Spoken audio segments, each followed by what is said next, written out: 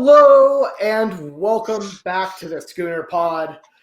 I'm your host, Bobby Howard, and we are here to talk about an OU football win, not just an ordinary football.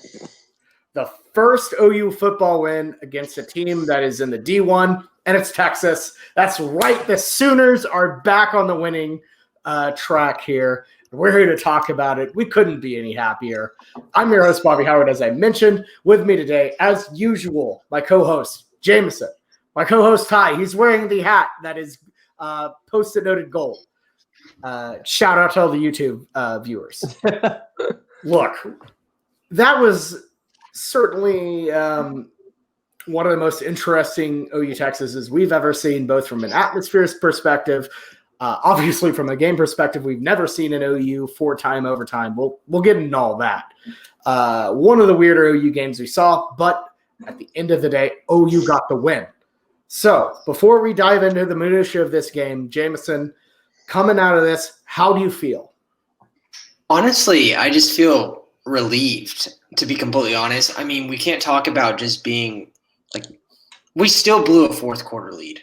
I don't want to put us back down into the dirt, but things that we have been screwing up on consistently for the past two games, we still did, and we just got bailed out. We gave Texas every opportunity to win that game, and they didn't. But all in all, that was a huge, huge momentum, big win for us, because if we would have dropped that after the Burkich missed field goal or blowing the 14-point lead in the fourth quarter, this team's mood for the rest of the season we thought it couldn't get much worse. It would be absolutely in the down pits, and there would be nothing really much that we could get out of it with. So that was really, really neat. Our backup was up against the wall going into those overtimes when we got the win. So honestly, relief.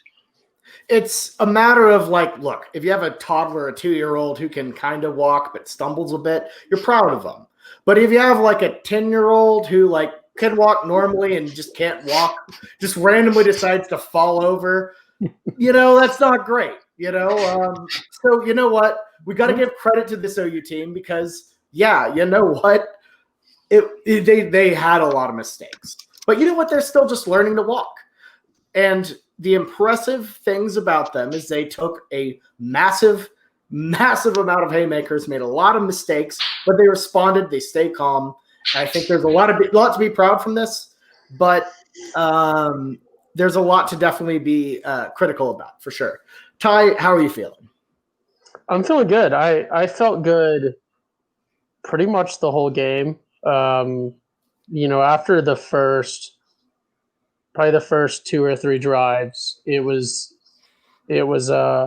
feeling pretty good. And I thought, if we can hold this amount of caring and this sort of momentum and staying in the game the whole time, I felt that we would win. And even blowing the lead and going into overtime when the momentum, I guess in theory, was on Texas's side, I didn't get the vibe from our players or personally that we were going to lose that game. And I actually disagree. I thought we were going to lose that game right up until right up into that Trey Brown interception. I thought we were screwed. I will say when Burkich was teeing up, I thought we won it, but then again, even there, that was that play call right there. I don't know, but we'll get that's into hindsight. That's hindsight, bro. Before he kicked it, I was like 2nd and 10. We're not gonna. It's a preseason. It's a preseason All-American, man. Come on, you've never seen him shank.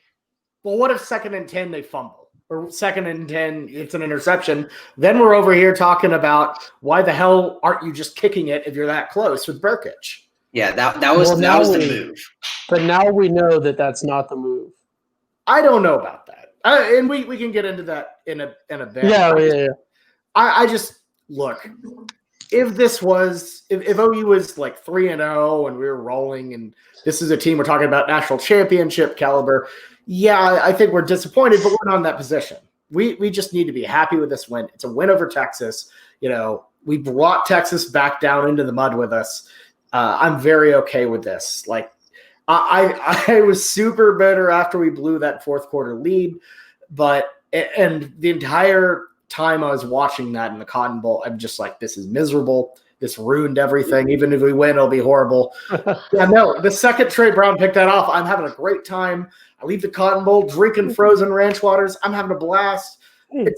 Beating Texas was the perfect elixir to turn this season around. So let's talk about what the hell happened. And first of all, let's just get down to probably one of our biggest weaknesses this season. Turned out to be one of our biggest strengths, the running game. Mainly headlined by TJ Pledger, the Big 12 Offensive Player of the Week. Shocking for us. We didn't mention it on the last podcast because the news hadn't come out yet. Seth McGowan, our favorite bell cow running back, out for the game. But Pledger stepped up really well in his absence. 131 yards, 2 touchdowns on 22 attempts, chipping in 2 receptions for 24 yards as well. Sure, he had an unfortunate fumble, but overall, very solid player for the Sooners. Jamison, are you surprised with what you saw at TJ Pledger? Yeah, I feel like the game was kind of coming at him slower. I feel like he was making good reads with gaps to go up. He looked like he was more in control. The running game really, really needed that because Marcus Major, once again, was not getting much other than his touchdown that he got. That would have – so, look at this, Ty. So 12 carries for 43 yards with a 21-yard touchdown, right? So you take that away, and what has he got? 11 carries, for 22 yards. I understand that every run matters, but still, that's 2 yards per carry and all the other yards. I mean, that's not going to fly whenever, especially our offensive line stepped it up. So, TJ Pledger really did well. He averaged 6 yards per carry, and like I said, it seemed like he wasn't too he actually was comfortable back there. Yeah, and I felt like he had an excellent burst of speed. He was patient. He knew when to hit when he needed to hit. Excellent performance. Ty, thoughts on Pledger and Major? Yeah, I think going back to what Jamison said about just how Pledger looked, and it's something that we'll avoid right now, but I think it goes into the quarterback play as well, and sort of the offense as a whole was. It looks like we just got him to calm down and just do the basics. Don't try to get a big play. Just find your gap, get in there, and, just execute basics. Don't try to panic. Don't try to go too quick. Don't try to, be a hero on every play. And it looked like we got that a little bit more out of him. Obviously, there's a more significant example of that coming up, but that's what I saw. I agree with Jamison's assessment. Yeah, okay, wait. So I screwed up. So his 21-yard run wasn't his touchdown. He had a 7-yard touchdown, but still, he's not being consistent. He's not getting a lot of yards per carry. Seth McGowan being out hurts. Ramondre's only got one more game left of suspension, and then we get him back. So he was out for five games, right? So I think it's 6. So it was it 6? I think and then he took the bowl game. It was 6 total, and the bowl game So, counts out as 1. So we lose him for TCU, and then he should be back after that, which is going to be really needed. But if you get McGowan back and Pledger keeps it up, we should be all right versus TCU on the run game. Absolutely. And this bye week really helps for sure. Jamison, what do you think about the O-line today? Or Saturday? That game was so long that it's still going. Honestly, that O-line looked so much better. Swinson trotted out that first drive, and I was absolutely furious. It's insanity. They keep doing the same thing over and over, and I can know for sure Beatenbow doesn't think that he's the best offensive lineman. He's a smart coach. He knows what he's doing. He's got to see how bad it is. And so we're driving down the field doing really good on the first try, and there's one play, Joseph Asai just works Swinson, just absolutely works him. He took him, grabbed him up, and just legitimately threw him to the side and got Spencer Rattler. Frazelton moved up into the pocket, and, we had plenty of time all across the other offensive line. Anton Harrison comes in. Joseph Asai, you didn't hear his name nearly as much. Everyone else played solid. I did not see too many, really just punch in the air, get mad at our guards for getting too many, legitimately that happens, too many holding penalties, too many false starts. Honestly, it was solid. Whenever you don't hear their names and you can't really think of something off the top of your head, the offensive line did good. That's how it works. You don't want to hear your name on the offensive line. And honestly, I was really happy to see them finally step up. And that's what I said. If OU is going to win this game, the offensive line is going to have to step up. Absolutely. And like the only reason I think the only reason my mind went to it on my notes with the O-line was the fact we had a guy in TJ Pledger who has been very insignificant this season, really go off. So you have to attribute some of that to the O-line switching things up. And they kind of shored it up as the game went on.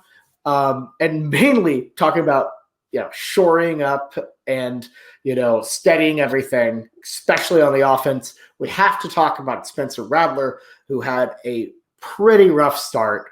Obviously, a kind of tough pick against, a little early on to start the game. Tough read with that D lineman back, stepping back into coverage, just missed him. And then the second, I guess technically an interception, just a lot of pressure. Ball flew out of his hands right into the guy. It was a fumble. It was it a fumble? Did it hit the ground? I could never tell. But it didn't. It wasn't thrown. Yeah, it was a strip that went up in the air on the backwards movement of his arm. Yeah, that's more of a arm movement sort of thing. But either way, rough start. Rattler gets pulled. We get to see a little bit of Mordecai, calms it down. But Rattler, hey, some people thought he was injured. At least in our end, we thought they were checking him. Comes back for the second, does well. I really feel like this was a educational game for Spencer. I think he grew up a lot, and we'll talk about his performance in overtime as we progress. But Ty, what did you like out of Spencer? How did you think this whole, progression went for him? And what do you think about the move of bringing in Mordecai? Yeah, so I liked the Mordecai move. I'm not super concerned about him. I didn't really dislike any of his play either. He goes out there and he does what we need Spencer to do and what I think Spencer learned to do, and that was be a part of the offense, not try to be the offense. And that's what Spencer has always done, is he's tried to be the offense, and he's tried to be that hero quarterback on every play. And then he also tries to force things, and in listening to his post game and then hearing what Riley's been telling him is let the offense work for you and work with it, and make your reads, don't try to force things, and just slow down and pay attention. And that was something that he had mentioned that he started doing in the the later half of the game, and you really saw the difference there. Absolutely. And I think he really started seeing the game as it is, and it was necessary. And I think it was a huge wake-up call, as I mentioned earlier, and as you mentioned there. Jamison, your thoughts on Rattler's first Red River and his, learning experience? Yeah, I mean, that interception he had was tough. That's just a rookie mistake. Not seeing the coverage, just kind of throwing it to a spot. The guy he was supposed to see, and the guy read it. Here's the deal. I am not of the crowd that thinks that Mordecai should have stayed in the game and kept on being our quarterback. The people that are mad at Spencer Rattler turning the ball over too much, there is no shot, and I will stand by this, that we would have won that game, even though we are doing pretty well, without Spencer Rattler as the quarterback. Tanner Mordecai, he is good, but he's not going to make those wild plays. He's not going to really win you a game. He's going to try to keep you steady and solid, and that's what you cannot have as an OU quarterback. OU quarterback, you said it, he's trying to be like the offense. You've got to be that in Lincoln Riley's system. You have to. That's how we succeed, and especially we got lucky this week because our run game was on, but you've got to right now whenever our run game has been weak in the past. So Spencer Rattler's got to be our quarterback. I don't want to hear people calling for his head, and after his overtime performance, honestly, I don't think there's any legitimacy behind any argument for Mordecai. Absolutely, and I think what Ty meant, and I think what a lot. I wasn't referencing you, Ty, at all. I'm saying there's people around me. There's some people are just like, we should just keep Mordecai in the game. like, look at him, he hasn't turned the ball over 5-7. And I'm like, come on, chill. Like, come on, let's be real here. Like, Mordecai ain't gonna go out and win us the Red River rivalry. It's as simple as that. Absolutely. What I think he was saying, well, I don't want to speak for him, but what I kind of gleaned from it is like, yeah, Spencer makes a lot of risks. He makes a lot of risky throws, and I don't think I saw a single risky throw after he came back. After that benching or whatever you want to call it, it was patient. It was solid. And I think that's the issue is he needs to be the focal point of the offense, but he doesn't need to try to force it into these like triple coverage situations. That's not a good quarterback, making these crazy intense passes that, just kind of work out for you doesn't mean you do it right, and I think Rattler, the most impressive thing I saw, like you said, that overtime performance speaks for itself. Mordecai doesn't do that. Mordecai doesn't make those throws. A couple of those beelines to Stogner or that incredible touch pass to Drake Stoops to end the game. I don't know. Mordecai can throw some of those throws. I do not know if he has that arm. That is the Spencer Rattler experience when he is calm, when he's collected. And frankly, I'm impressed that he was able to pull that off because entering that overtime period, I did not think he had the composure or the maturity to make those throws. I knew he had the arm for it, but I didn't know if he had the decision-making and the instinct to do that. But he absolutely proved that he can do that. If he can keep his composure, keep that attitude we saw in the fourth, for sure. And speaking of attitude, I just want to say, it would have been absolutely so easy if we saw the Spencer Rattler from QB. The Spencer Rattler we saw in QB1 would have melted down after getting pulled out of OU Texas. But he kept it together. He came out and put together the best quarter we've seen him.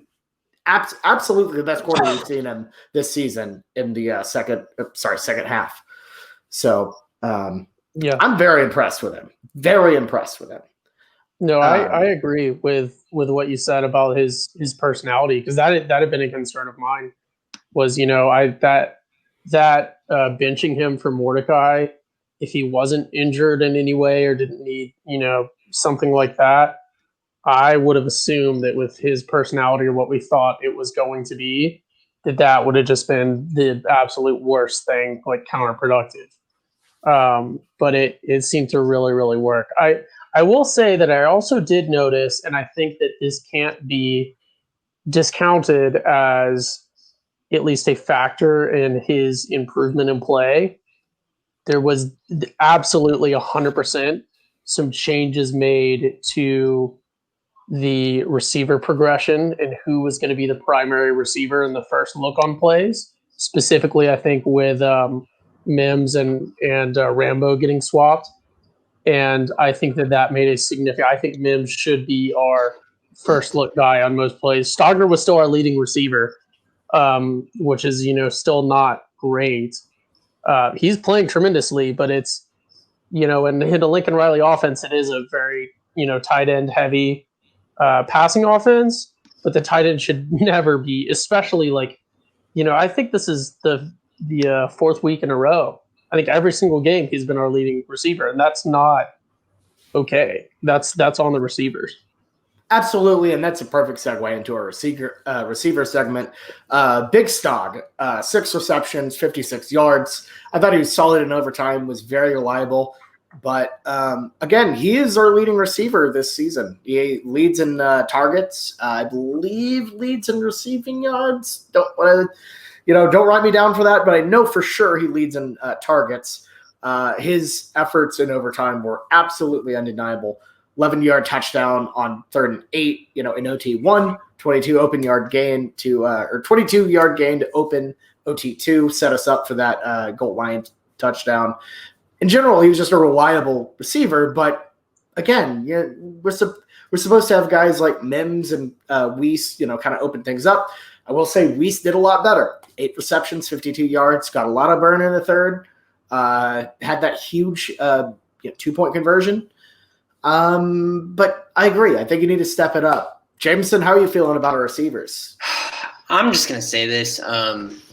I don't want to keep on disagreeing with y'all, but I'm really disappointed in Stogner. Stogner is not being constant. He's really talented, but he is dropping the ball way too much. There's been a pivotal drop, I think, the past 3 games from him. And that could have closed the game in fourth quarter. That just hurts. And once you're a guy that is a consistent dropper of the football, once you're Nelson Aguilar, it gets in your head. And it continues to happen over and over. And it concerns me. Thank God he had that big, I'm going to take it over you play in overtime as touchdown. He needed that for his confidence moving forward. But I was really, really angry about his drops because I think he had 2 this game because he had one of them in overtime where Spencer was rolling out. And I think he had Henderson wide open on the left side, and he threw a tough ball to the middle end zone. I forget which overtime this was. And Stogner dropped it there again. I honestly, come on, man. Come on, we need more catches. Yeah, that one was behind him. I know, but that one, the one at the end of the fourth, that's tough. That is legitimately, you catch it, it's over. That hurts. Well, and it's not like he hasn't dropped before. And I'm not saying he's not a good receiver. He's great. He's so good at body positioning. He's a great blocker. He's like the tight end you want. But he's dropping consistently. The one at the 2-minute mark of the fourth quarter was unacceptable. That was some surge about like Kendrick Perkins, Stonehand type of drop. Ty, what do you have to say about this? No, I was just going to say I don't think we disagree, Jamison. That's what I was saying. Is he is our most consistent guy, and like you just pointed out, he's not consistent at all. So I'm not trying to slight him. I mean, he was not the guy that we would a couple of years ago have been expecting to even be starting at tight end this year. He's not a world-class dude. No, he's tremendous, but no disrespect to him, but he should not be our most consistent leading receiver. And consistent, has to do with getting open and putting in effort on every play because he's a tight end. So when he's not, a receiver on the play, he's out there blocking against like linebackers. The effort that's required from our receivers is so much less than what's required of a tight end. And he's out there, consistently at least putting in effort and getting open. And that was what I was saying with Stogner is he's good. He's not great. And he absolutely should not be by any metric our leading receiver. And I just checked. He is our leading receiver on the season for both looks and yards. So it's unacceptable. And it's not on him. He's giving his 100% every time. He's just not that guy.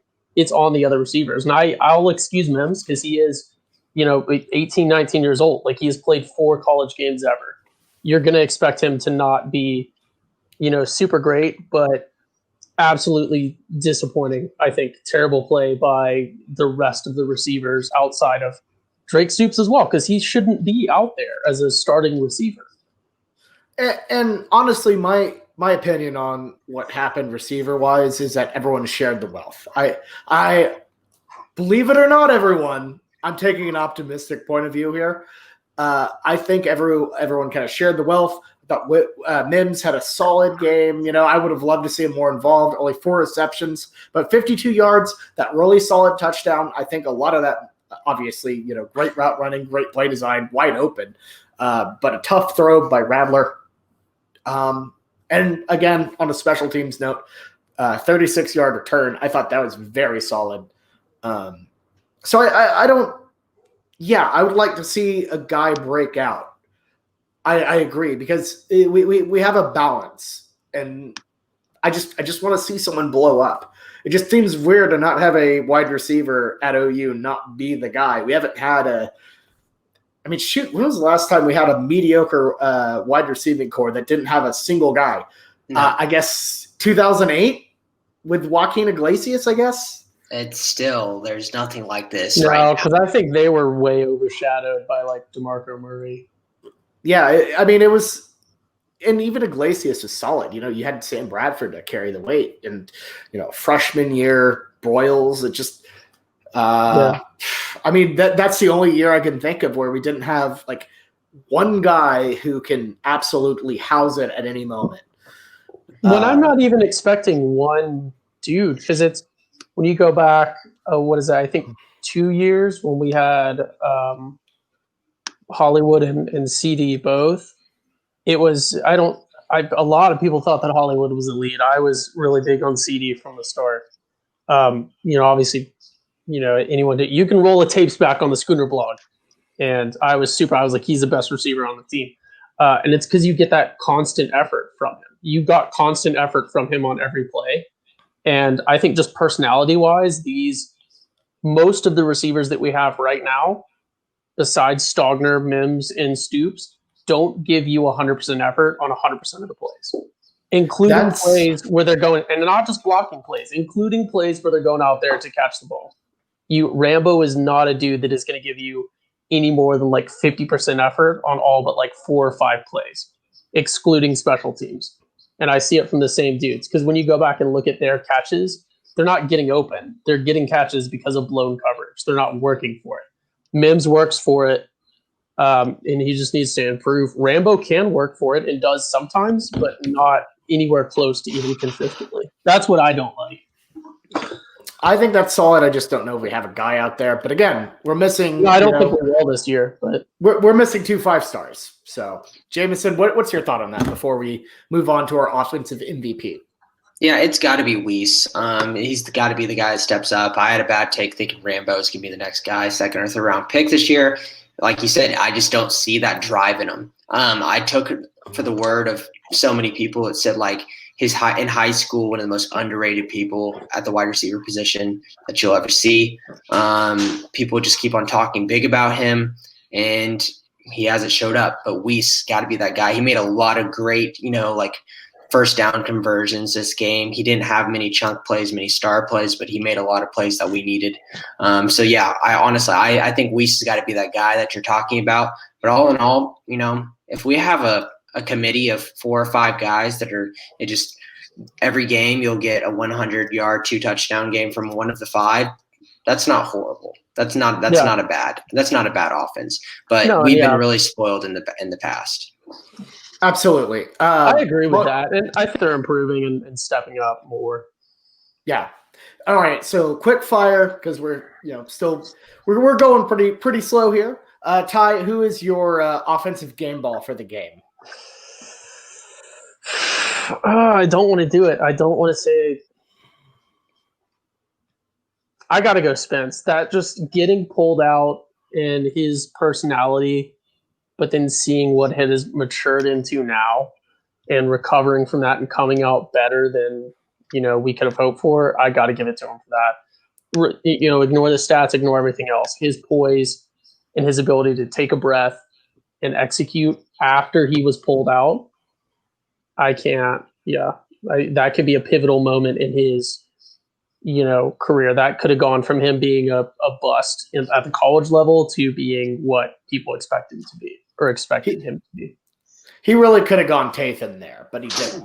And that was the moment. That was the decision point. I honestly, he could have gone Tate Martell right there in that moment, or he could have gone. Who knows what his ceiling is. I think we could go ahead and trademark the. That was the Tate tipping point. That was the point where he could have tipped into Tate territory and just decided not to. So. Hey, I like that take. I like that take a lot. Jamison, who do you think is your offensive MVP? It's Spencer Rattler, exactly like you said, Ty. It's the way he played in overtime. He either put us in a position to win or came back from a touchdown down in all 4 of the overtimes. Texas started off the ball, scored a touchdown in the first, came back, got a touchdown. Second overtime, we got a touchdown. Then they got another one back. Third overtime, we got it in the position for a kick for the win, missed it. And then the 4th overtime, he got that Drake Stoops throw and then the 2-point conversion. That's near perfect from a quarterback standpoint in overtime. There's really nothing much more you can ask from somebody. So I think it's far and away, definitely he is the offensive MVP. Well, I'm not going to lie. I was going to pick Rattler myself, but because I thought the peanut gallery was going to all go with Pledger here. But in that case, I'm going to flip.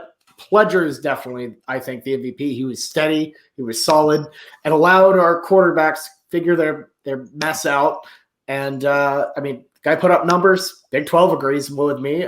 Clearly the most competent organization of all time, the Big 12. So, hey, I got Bob Bowlesby on my side, so both of y'all are clearly wrong. Can we just do a quick pause? You know that you're only picking him because both of us picked Rattler. Oh, I literally just admitted it. Okay, I just for the record, you honestly believe that Rattler is the MVP. I was going to pick Rattler because I thought I was going to be like the contradictory pick to y'all picking Pledger or something, or to mix it up. But instead, my contradictory pick turned out to be the consensus pick. So now I'm just going to go with the pick I thought was actually the best. So, yeah. Counterculture, Bobby. It's like a triple counter. But either way, I love the Rattler pick. I think Pledger also is solid. But let's move on to the defense. So, look, so much of what happens in a game is defined by the ending. This was a solid defensive performance that was absolutely soiled by the last 5 minutes and 36 seconds. And obviously a little bit of iffy overtime play, but let's just kind of get into it. So this was a defensive team that I thought was a solid brick wall on Ehlinger, or non-Ehlinger rushing. Texas, the only way a running back could actually get anything on us is if they threw it to him in the flats. Ehlinger kind of got out there a bit, but every time Ehlinger was masquerading as an actual quarterback, we got a lot of pressure to him. Once again, this is, I believe, the second time ever in OU Texas history that we have had 5 sacks on a Texas quarterback. First time we've ever had back-to-back, sorry. And Ty, you and I were at the game together, and I believe there was a moment where you said, Grinch really gets how to get at Ehlinger. What's your kind of thought process on that, and how our linebackers are playing, our pressure on Ehlinger? What do you think about that? I just think it looked like, one, that we were getting a lot more effort than usual from our defensive players, which is big. And I'm really big on sort of, like managed expectations, I guess. So I'm a lot harsher on the guys that are supposed to be super tremendous, and, a lot easier on the guys that aren't. Look at my receiver takes. Like Drake Stoops is like a walk-on whose dad was a former coach. And he's like 5'7". Like, obviously the ceiling and the expectations for him are not the same as like a 5-star dude that was supposed to be, the next whoever. But I think schematically with Grinch, we were really dialed in, and our linebacker play especially, because they're dudes that we don't expect to be world class. But their ability to get pressure, and our D-line as well, their ability to get pressure on Ehlinger, because he was constantly under pressure. And even when he wasn't, our ability to just really move that Texas O-line around and give him a smaller space or make him move and make decisions was tremendous. And that's what I really think made the key difference there. Jamison? Yeah, I think that whenever you hold a team like Texas, who has a very veteran offense with a quarterback that is shown to produce a lot of points, to 17 points with 3 minutes left in the game is a win. But the problem is you can't leave out those 3 minutes. The 3 minutes we crumbled and collapsed, and were we playing too safe? Were we just trying to hold on to the lead, and that's why we gave up a lot of points? That could be a factor in it, but you shouldn't crumble like we just did. But all in all, we had turnovers throughout the game. We had 2 in regular time, and we had 1 in overtime, which is great. 3 turnovers in a game we should be very happy with. We had a lot of players that stepped up that you don't usually see often step up, other than, I thought Isaiah Thomas, once again, even though he didn't get many tackles, I feel like he's extremely disruptive. David Ugwebu, dude, like he's arguing to be a starting linebacker on this team. Honestly, really, really great performance out of him. And then Woody Washington, we'll hit all those later, but we got guys stepping up that you wouldn't think that would step up. And that's what you need in a big rivalry game. David Ugwegabu, the special teams player of the week for the Big 12 for his blocked punt. Excellent specialty. We need to bring back the Beamer ball talk for this one because it was as good as it's ever been. But in general, the defense, I feel like we're talking about, the 17 points. 10 of those were off short field mistakes by the offense. Other than that, Texas only had one drive of more than 50 yards in their first three quarters. The other drives, Texas led a 60-yard drive, interception in the end zone. So, hey, you can't fault the defense for that. Solid job locking down there. But from there, you have that really long drive where you have an Ellinger 20-yard run. Pat Fields' defensive holding sets them up for a touchdown. Then, get the ball back.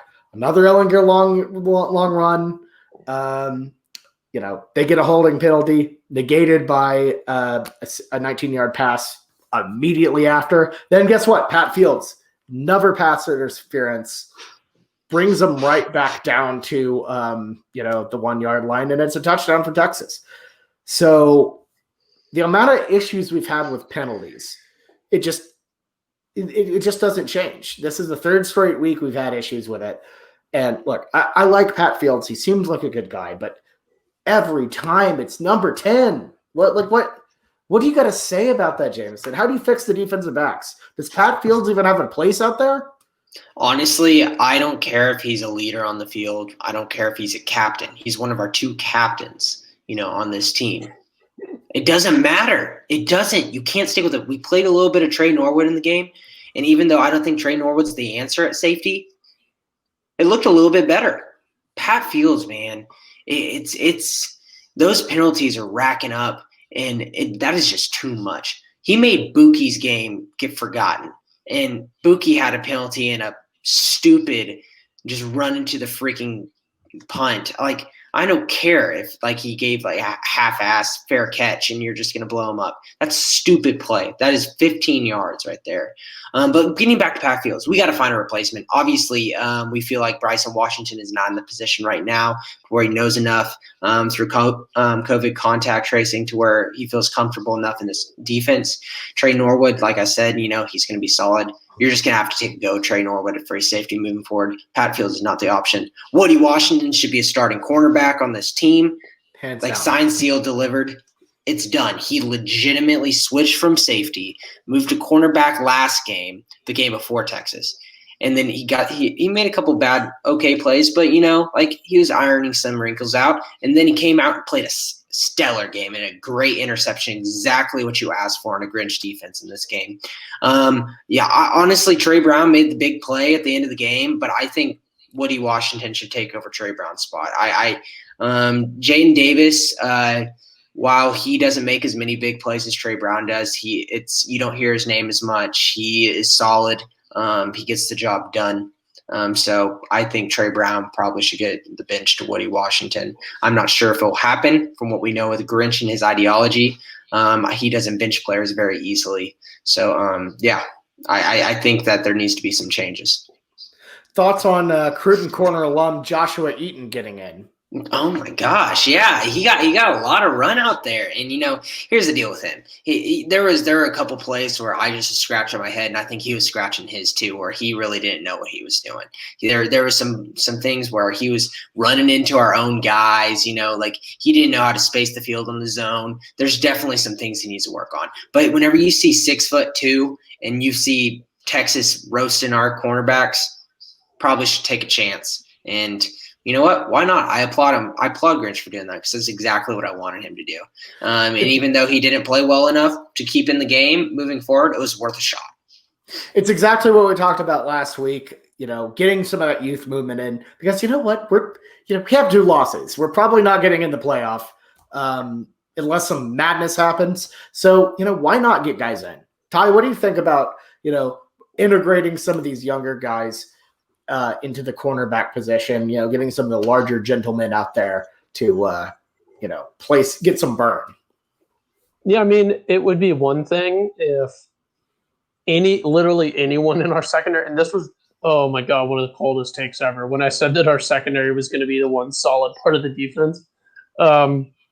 But it would be different if literally anyone in the secondary was at least consistent, but none of them are. So I don't know. Like, there's no downside to getting dudes that are going to be here longer, more plays.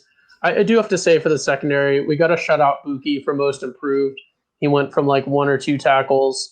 This game he had 4. None of them were solo, but he's moved up to number 8 on the defense out of the 11 that start in tackling. So good on Buki for being 8th in tackling because he's supposed to be our best defender.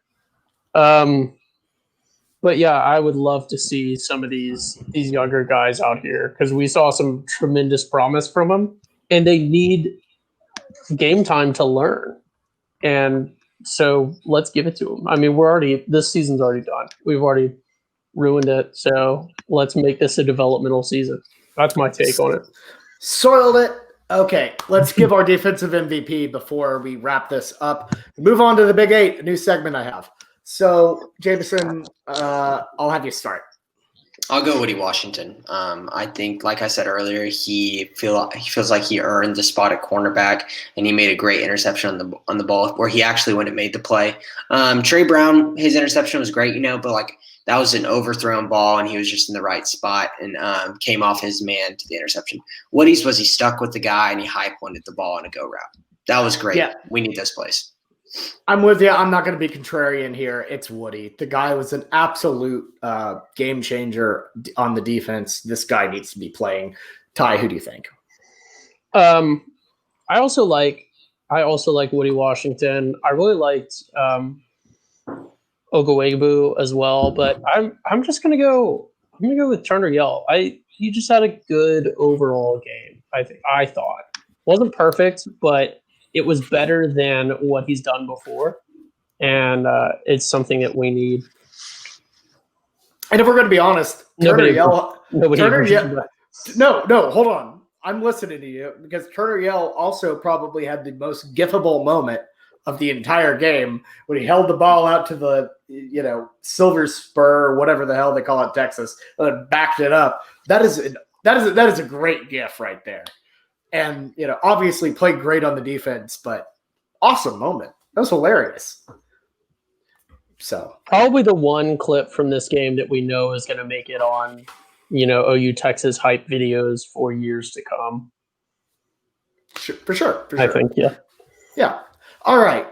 Thank you all for listening for so long, but we are here to break down the Big 8 miscellaneous things about this game, rapid fire style. So let's start with number 1.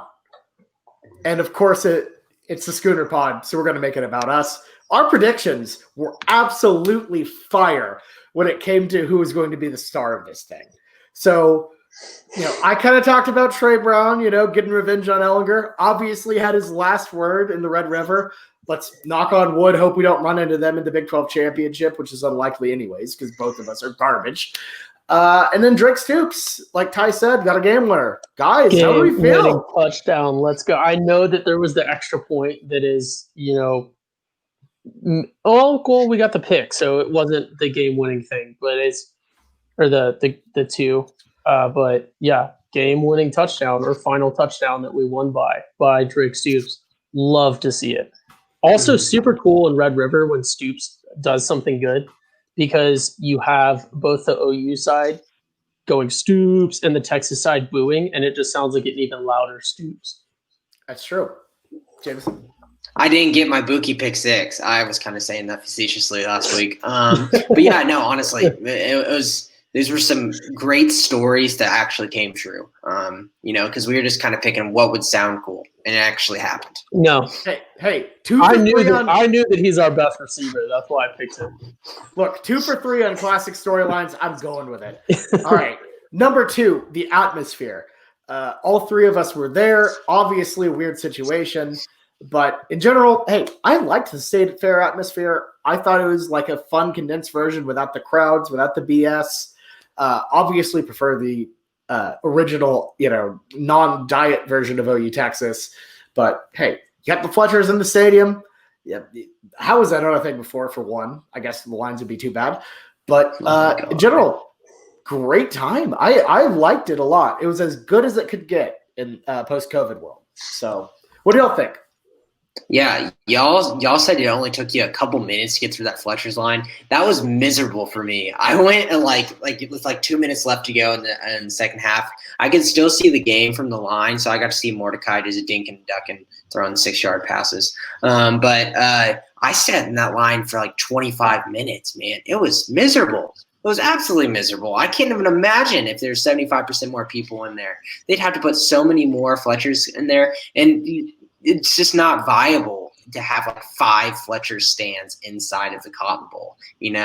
I don't even know how much money the Cotton Bowl, they'd have to pay the Cotton Bowl to do that too, because Cotton Bowl is going to kind of want to plug their own concession stands and stuff. But still, like, oh man, that was so nice to have a Fletcher's corn dog, not have to worry about getting it before the game. Honestly, it was just really relaxing, nice, not worrying about too much. I still got to hear Big Tex tell me to do this and that. It felt good. Hey, there's never been a more important time for Big Tex to tell you to wash your hands. Gotta say. Ty, your thoughts on because you've experienced OU Texas with full strength, without. How do you feel? I loved it. It was like a tiny, it was like a small town atmosphere at the fair. Very small, only people going to the game. Like I know Bobby, we were coming at the same time. We both just ran into each other before we even got into, playing phone tag and everything else. And then we went and stood in line for maybe 3 minutes, got some beers, and texted Jamison, walked over, and we were able to, just look around for 30 seconds and see him, 100, 200 feet away, and walk right over there, get some more beers. We were able to go through beer lines 3 or 4 times before the game with no wait, able to go right in the game. And then, having a Fletcher's corn dog in the game and sitting there and watching the game was super, super cool. I will say, Jamison, Fletcher's not responsible for your poor ability to plan when you're going to go get a corn dog, because obviously when Bobby and I went, it was great. We went, I think right around the end of the first quarter or something like that, and we're able to blow through. But that was a good, if they just had a TV sort of in that little nook where the concession stand was, it wouldn't have been as bad. Definitely something that they need to work on. But yeah, I enjoyed it. It's never going to be like that again. You may have been one of my favorite ones. Atmosphere wise, yeah, I don't think you need to knock on wood. I really don't think it's ever going to be like that. I think even if this were to continue into next year, they'd figure something out to change it. But the fair as a whole was awesome. I also enjoyed the atmosphere of the game. We were able to sit down the whole time and converse normally and still cheer. It was different, but it wasn't miserable, and it wasn't like the home games have been previously for OU, where it's just been depressing. Yeah, I liked it. Overall, great experience. So glad I went. Absolutely. The energy was there. It was great. Shout out to Bowden Blake for sailing on in and saying hi and making a little cameo. Agent of Chaos. It's the U jersey. It was funny. All right, number 3. It was empty enough that you could see the little purple man. You actually could see the little purple man. Number 3. 36 seconds added onto the clock. This was almost Oregon times 1,000. Should we be mad about this, even though we won? Ty, what do you think? I mean, I'm not mad, and I hate the people that freak out about stuff after the game, especially if you've won, with the ref stuff. At some point in the Big 12, especially, you just got to realize, the refs are what they are. It's a factor of the game. I definitely don't agree that that was not bueno, but I'm not upset. I probably wouldn't even be, too upset had we lost anyways, because, it's still on our team to win. You can't just add more time and it causes us to lose without us being to blame. Partially. Well, yeah, I mean, if Texas didn't score with, 18 seconds left, I would have been more upset. But, all things considered, it's Big 12 refs are awful. I was frustrated in the stands at the time about it, but also as I'm probably too drunk and too upset to question clock operating decisions right now. But in retrospect, I was totally right. That was BS. But yeah, hey, let's just move on. We got the win. We got the hat for another year.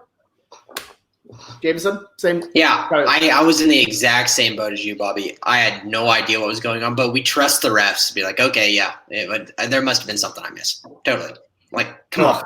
I just how do you put 36 seconds back on the clock? Is there even like a logical reason of how they were even thinking in that moment? Like, why? Like, what was going on through their heads? I don't understand it. Not in the slightest bit. More than anything, it's like if whatever event caused you to put 36 seconds on, just call it good and say you made a mistake. Put on, I don't know, 10, 15. Like, there should be a limit to how many. That's half a dang old minute. Like, that's ridiculous. Mm-hmm. But look, hey, we won the game. We shouldn't be talking about it. It's all good. Let's just drop it. Number 4, first overtime Red River game since 1996. The very first game overtimes were allowed. That was in the John Blake era. The year before, we actually tied. So, things kind of, while they've been close, they've been spread out. So that was the game that John Blake won that basically secured his job for 3 years. OU's this particular game, OU's first ever 4 OT game. So technically the longest game in OU history by periods. I got to ask, though, which overtime game do you prefer? The 2015 Tennessee Classic or the 2020 Texas one? Jamison, you start. I honestly prefer Tennessee. That's just me because that Tennessee game had way more at stake for me, and I feel like that was a coming out moment for Baker. I feel like that was just a huge game in general. The atmosphere was absolutely nuts, and I understand this is a different day and age, but an overtime game, can you imagine if we had a full Cotton Bowl for this? It would have changed my answer 1,000%. Hearing Texas fans versus OU fans going through 4 overtimes. Tennessee, I wasn't there, but I can only imagine. Completely fair. I think also, lower stakes with Texas being not great. And in general, like we mentioned when we started the podcast, it was more relief than anything. So I agree with you with the 15 Tennessee. Ty, are you going to dissent and go 2020 Texas? Well, so I was otherwise occupied in 2015. So I didn't even know until maybe a month and a half after the game was over. I was like, like the meme, like, what the fuck happened? I was like, why did we go to overtime with Tennessee? That's true. So, we were writing you. We were writing you letters like, dearest Ty, the Sooners have prevailed in Neyland Stadium. Yeah, I don't think that was it was an unranked out of conference opponent. I don't think that's significant. I think Texas, even when we're unranked and they're 18 or something, I think that's way more significant than, you can say that it was, a coming out moment for Baker. I've never even actually seen the game in its entirety. So I didn't get the full experience, but when you just look at, the bullet points, out of conference, unranked opponent, we were favored to win by an absurd, line anyways. Us winning that in overtime is, I think, embarrassing, not something to look back on and be proud of. This one, we all thought we were going to get blown out. Texas was ranked. We're unranked. I don't know why we were favored. We should have won, by 14 in regular time, but I think this one was better. This game that I saw in person is better than a game that I've never seen. This is my analysis in a nutshell. Totally fair. Totally fair take.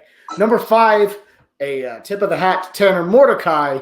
A solid backup quarterback came in, stabilized the offense, but he didn't have to do as much as 2 other quarterbacks in the past 20 years. Landry Jones in 2009 almost beat the national championship-bound Texas after Sam Bradford went down after the first very first possession.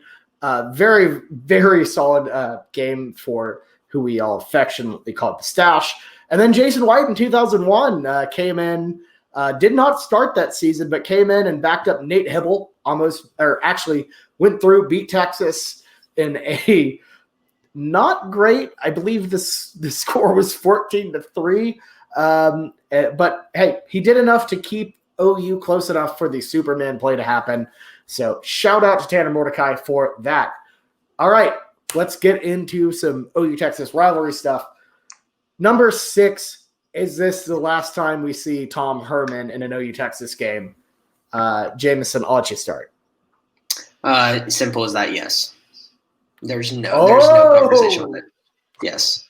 They kicked out all of his assistants last year, and this happens. They're going to have to do something for the rest of the season. I ain't seeing it. Usually, the voice of reason here on the group. That's impressive. I don't know. I don't know where Texas goes after this, so I'm going to go ahead and say no. Ty, do you think old Tom Herman is going to head on out? I'm gonna say no, but I will say, yeah, I'm gonna say no. And I will say to Jamison, you have to remember, it is anything can happen. It's 2020. Would your opinion change if Texas either wins the Big 12 championship, or even better, it's OU in the Big 12 championship and beats them? 1,000%. Yeah, totally. I just don't think it's going to happen. I'm going with the yeah, definitely. It's not like he's screwed for the rest of the season. I'm saying from what I saw and what I think Texas is going to do for the rest of the season, I just don't see it. Simple as that. I think this was his last shot this season. Is you better go out and make something big. And we just kicked out all of your assistants. We'll get you a whole new squad. Let's see it. And he goes out and he loses in a game that he was very much should have won, even though he was the betting favorite. the betting underdog. They needed to win that game. There was no other excuse. Do you think that that number one overall quarterback, number one overall player coming up soon buys him any time? Okay, so, that's not this incoming cycle is the problem. That's another cycle moving on. That's 2022, and that's so far from now. You never know what's going to happen there. Yeah. Absolutely. It's not. Yeah, so we'll see about They're that. not going to keep him for 2 years to wait on some kid.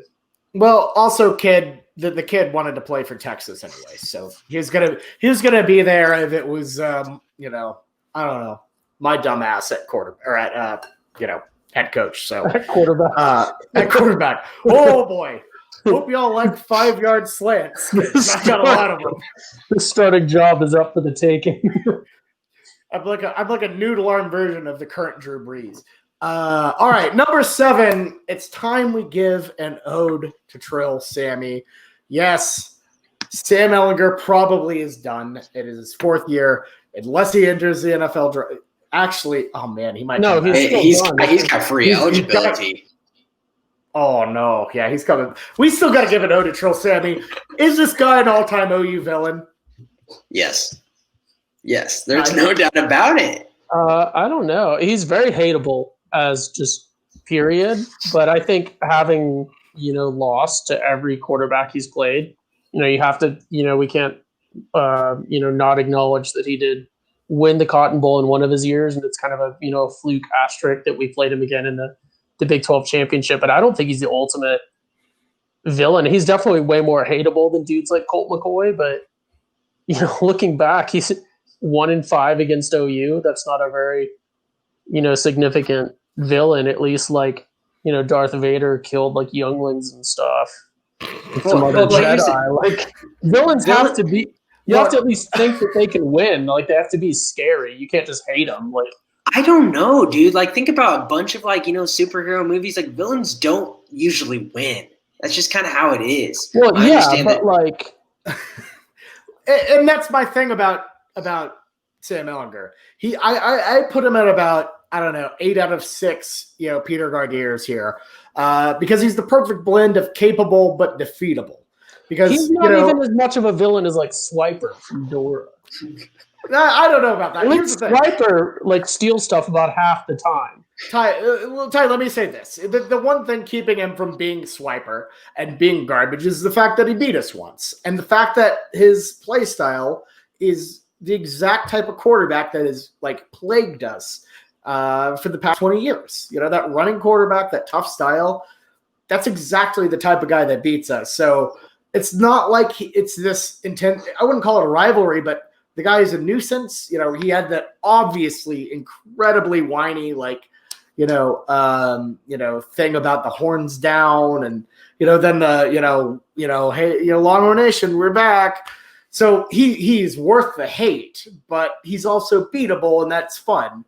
Also, got to note, were the OU fans in the end zone too mean by saying he S's D there? Ty, as a student yourself, I want you to answer for your crimes against sportsmanship in college football. No, I don't think. I think it's it's probably true, honestly. Factually. But I don't disagree. I don't disagree. Not that that's a bad thing. It's 2020, So it just, I'm hitting Ty with a mute block there. Jamison, what's your take on that? Because again, I think, look, if LSU fans said that, no one would bat an eye. But a couple of OU fans, rowdy, drunk off some cheap beer. Do you think they crossed a line there? I don't want to get into this. This is a rivalry game. Fans say whatever. Beer. The beer was $9. They're drinking hams before. I don't know. Just a quick programming note on StreamYard. I don't know why you mute me, I can unmute myself. That seems like that's an issue. I could just remove you, but I'd give you like a little half there. Anyways, look, it's a rivalry game.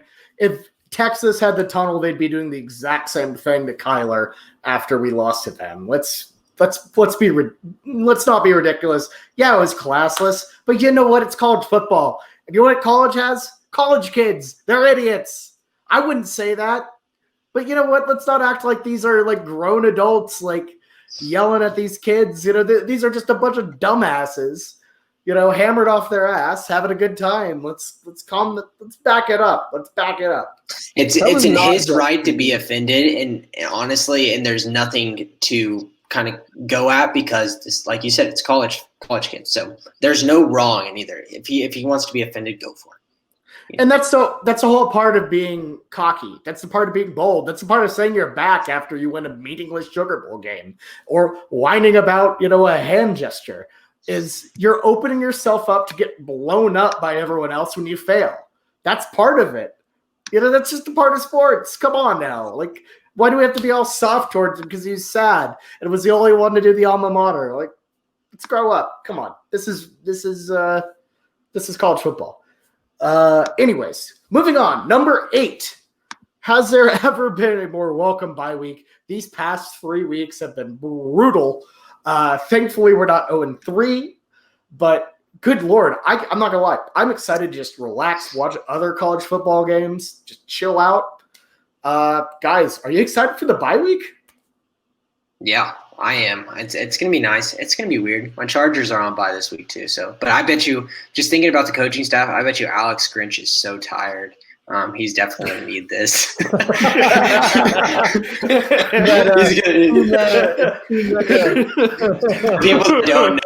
people that don't know, we're trying to figure out a number 8 on our big 8. And Ty says Alex Grinch is tired instead of fired, and I was like, you know what, that actually makes sense. This is like, I would be so tired if I was Grinch, having to deal with choking and choking and choking.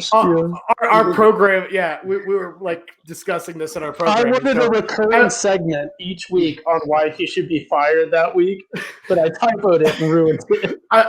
I was just like, what should our next point be? And Ty goes, Alex Grinch should be tired. And I'm like, I'm glad you care about his well-being, man. He should be very tired. I know I certainly am watching this wild, stupid team, but shoot, I don't know. I would be tired too, because his play calling is on. It's what he should be fired for is his inability to bench people that don't execute.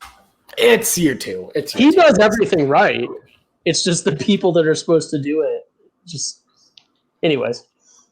Yeah, Ty, excited for the bye week. Yeah. Cool. All right. Look, it's been a wild week talking about Texas. Look, this is the longest solo pod we've done in a long time. But you know what? I think there's still one more thing. There's a lot of stuff to talk about still outside of the game. And Jamison, I think you're pretty hyped to talk about it. And I think, honestly, after the past 3 weeks of madness and stress and talking about how bad we've been and talking about all this stuff, I think we need to take a trip back to a place we hadn't been in a while. What do you say? Please. What do you say? Very nice. Hit it. Hit it. David. Yes. What is this, David? This is a Cruitin Corner with Jamison. Everybody dancing. Oh, that's nice.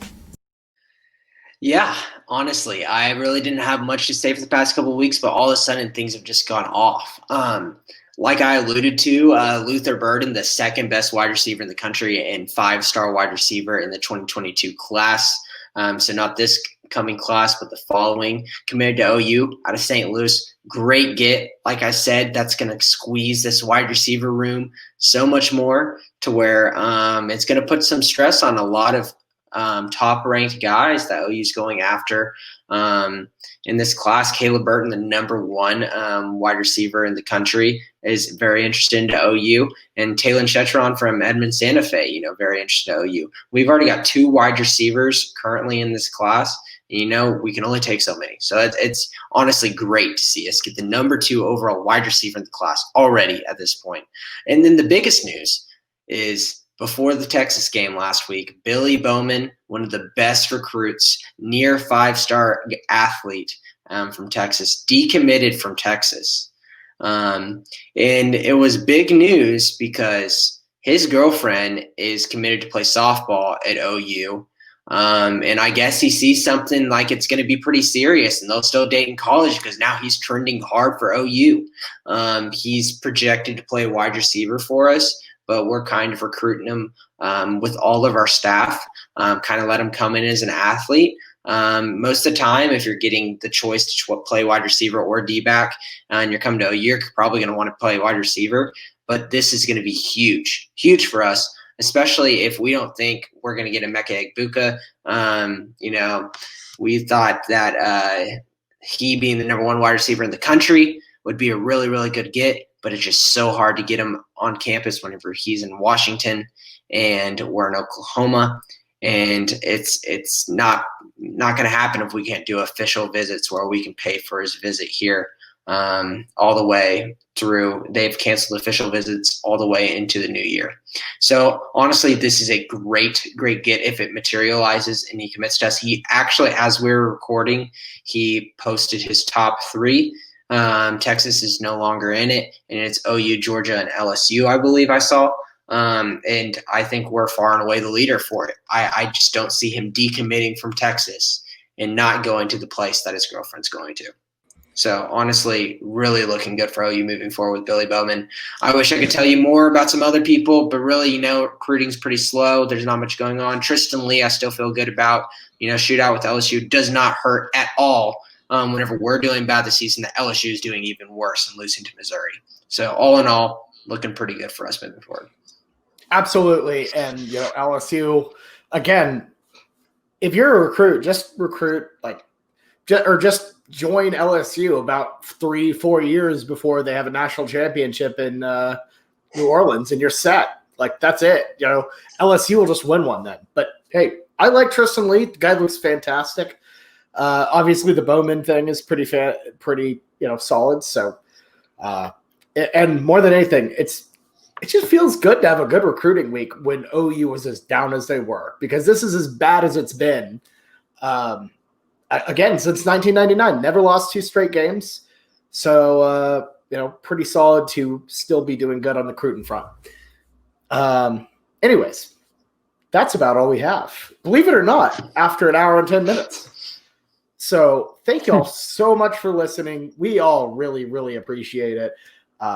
Obviously, it's not the same as it used to be. This is our first season doing this where we're not in the hunt for the playoffs, but we really love having y'all listen. So yeah, keep it up. We'll keep up the good content and whatnot. So make sure to stay subscribed. Give us some 5 stars, and thanks for listening. So, Jamison, Ty, any last thoughts before we move on into the bye week? Not at all. Yeah, it appears there are no takes. No. Okay, cool. Hook 'em. I guess we're back with that. Anyways, we will have a pick'em pod coming up down the pipe in a couple days. Pick'em don't stop. Pick'em don't stop. Pipeline keep going. Our picks will keep going. Our picks are too fire to stop, folks. So Yeah. Oh, way too fire. So until then, this has been the Schooner Pod. I'm your host, Bobby Howard. With me, as always, Jamison, Ty. We will see you next time. Boomer Sooner. Enjoy the bye week.